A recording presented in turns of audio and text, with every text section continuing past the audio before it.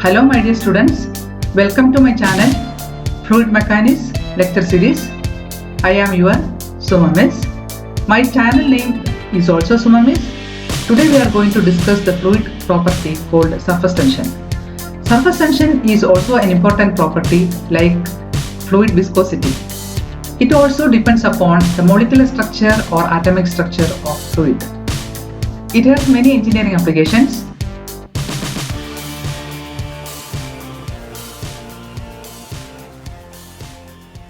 The effective surface tension is significant when the system size is very small and the gravity forces are negligible. For larger systems where the gravity forces are prevailing, the surface tension force is not at all significant.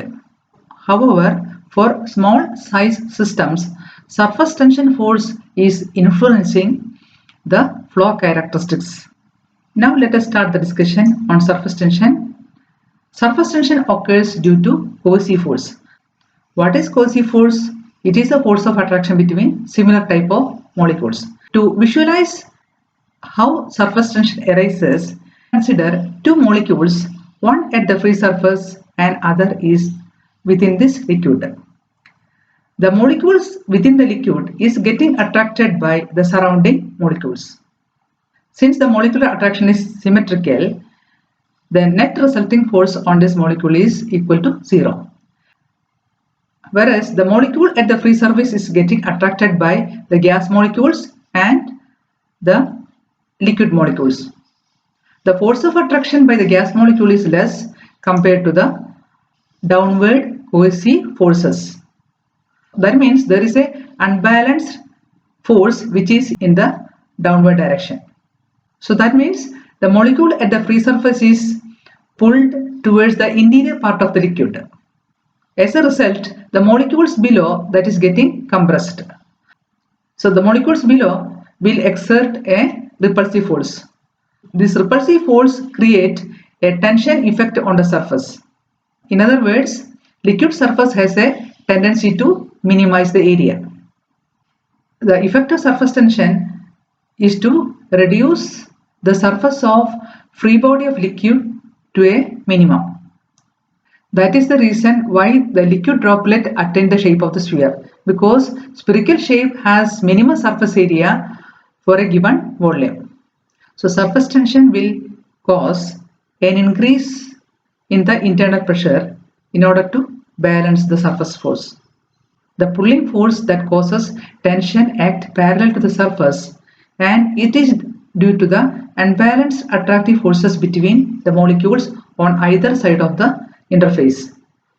So surface tension force that is acting normal to the line of unit length that is drawn on the surface, or the magnitude of this force per unit length is called surface tension.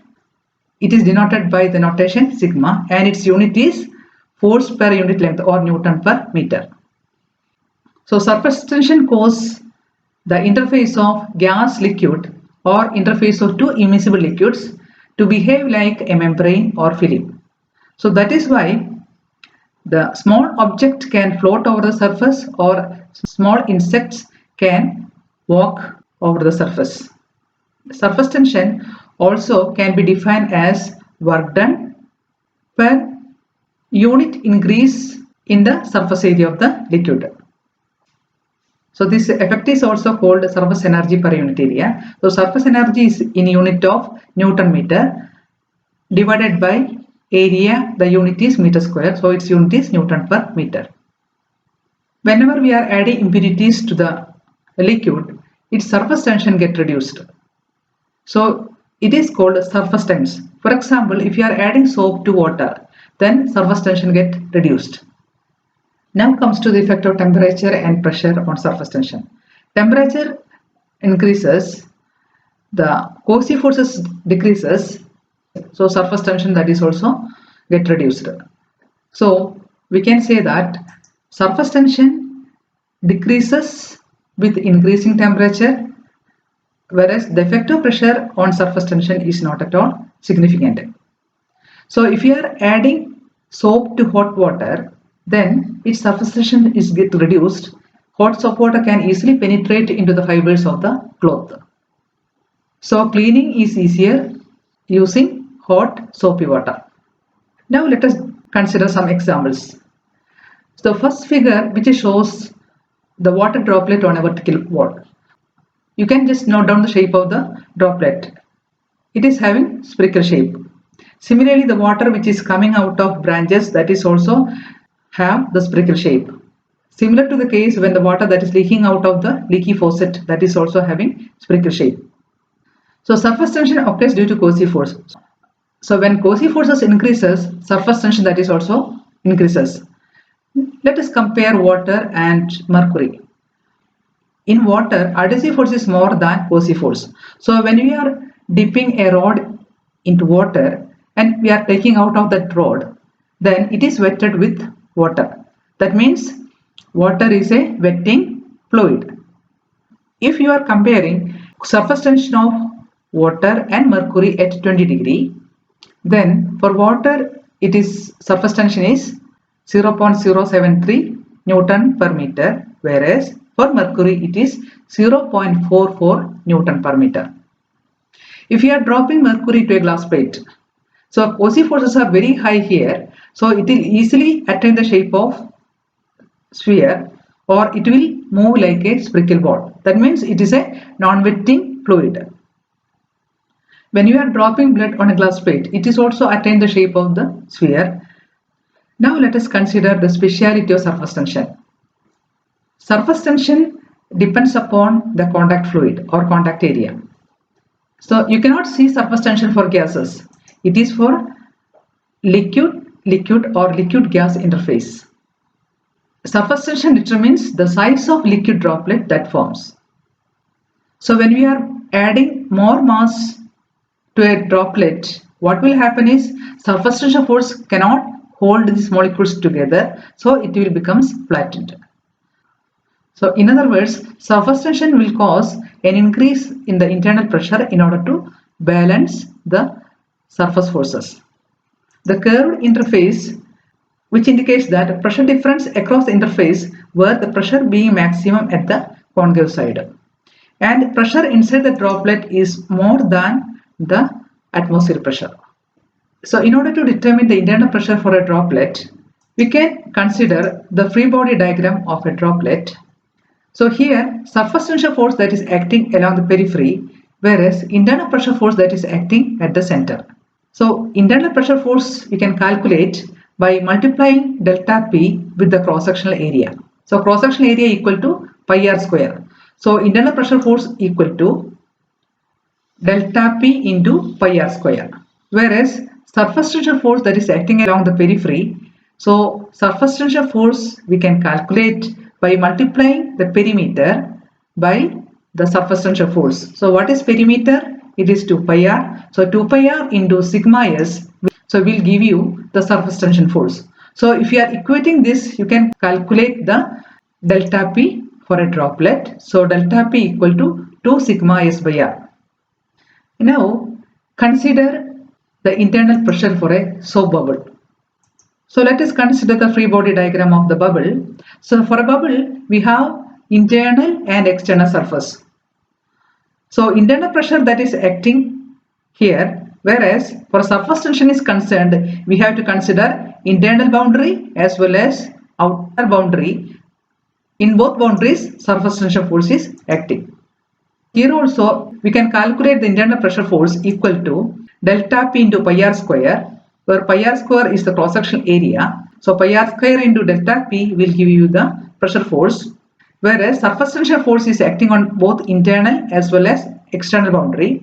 Perimeter is to be doubled, so we have to calculate the surface tension force as 4 pi r into sigma s. So in order to calculate delta P, we have to balance these. So delta P obtained as 4 sigma s by r. So to conclude, for a droplet, delta P equal to 2 sigma s by r, whereas for a bubble, delta P equal to 4 sigma s by r. So let us consider the pressure inside a liquid jet. So consider a liquid jet of length L and diameter d. So similar to the previous case, we are dividing this liquid jet into half in such a way that this is the length and this side equal to D. So cross section equal to D into L. So internal pressure that is acting on this cross section, whereas surface tension force that is acting along this boundary. So there are two boundaries are available. So sigma into 2L will give you the surface tension force, whereas delta P into D into L will give you the pressure force. So this is the equation. So if you are simplifying, you will get as delta P equal to sigma by R. So this can be explained with a simple problem. So here diameter of the jet is given as 3.5 mm and surface tension of water is given as 0.07 Newton per meter. Here diameter is given in mm. So first part is you have to convert the unit into meter. Now you can calculate delta P as 40 Pascal. So you can verify this problem. Next problem what we are going to consider is calculation of the internal pressure within a nitrogen bubble which is bubbled through a liquid. So outside pressure is given as 150 kilopascal and diameter of the bubble is given as 1.25 mm and surface tension is given as 0.085 Newton per meter. For a liquid droplet, the expression for internal pressure equal to delta P equal to 2 sigma by R. Before doing the calculations, we had to copy down all data and we had to convert the units into SI units. So here diameter is given in mm that you have to convert into meter and pressure of the surrounding liquid is given as 150 kilopascal that you have to convert it into pascal.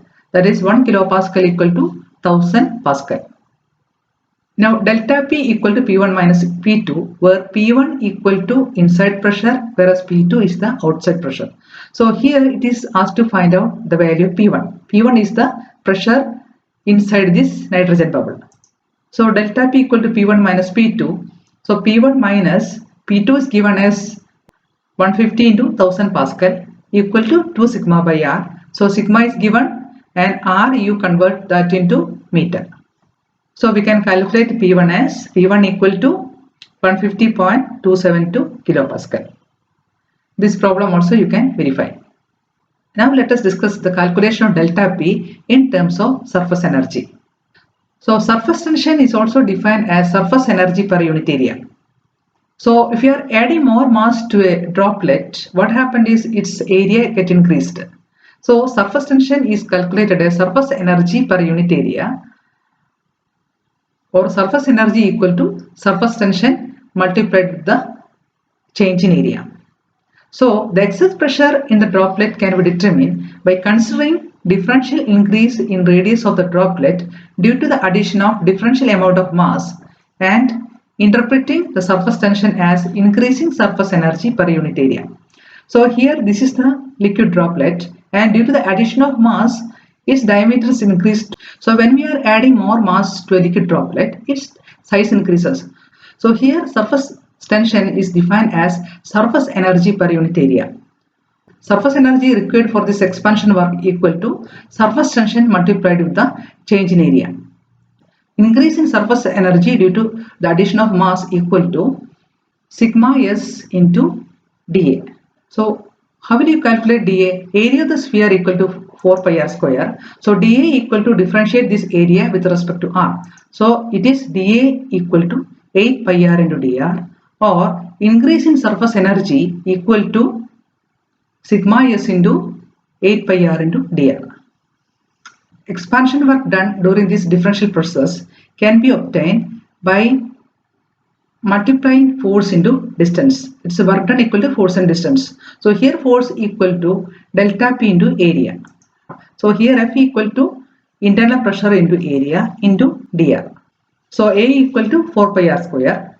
So this work done equal to delta P into 4 pi r square into dr. So in order to calculate delta P, what we have to do is we have to balance this increase in surface energy against this expansion work done during this differential process. So if you are equating this expression 1 and 2, that is sigma S 8 pi r into dr equal to delta P into 4 pi r square into dr. So delta P obtained as 2 sigma s by r. This is the expression obtained earlier for a liquid droplet. So this also can be determined in terms of surface energy, because surface tension is defined as the surface energy per unit area. Surface tension also can be defined as the work done per unit increase in the surface area of the liquid. So if you are adding more mass to the liquid, then surface tension force cannot hold all these molecules together, so it will get flattened. It will behave like a balloon we are filling with air. When we are filling a balloon more than its capacity, what happens is it will burst. That means, so this balloon material cannot balance the internal pressure. So that is what happening here. That is why surface tension is important for small size structures where gravity force is negligible, because surface tension force is proportional to area, or surface tension force is proportional to L square, whereas gravity force is proportional to volume, or gravity force proportional to L cube. So if the volume is more or size is more, then the effect of surface tension is negligible, or it is not at all significant. To conclude, we can say that surface tension occurs due to cohesive force, and it is important for small size structures. So when we are going to model a dam, the size of the dam is very large. So before the construction of the dam, normally we will go for model studies. Model is the small replica of the prototype. So the entire dam dimensions are scaled down, so it will be a small structure where surface tension force is important, whereas in real case it is not at all important. So whenever you are dealing with small size structures, we have to consider the effect of surface tension.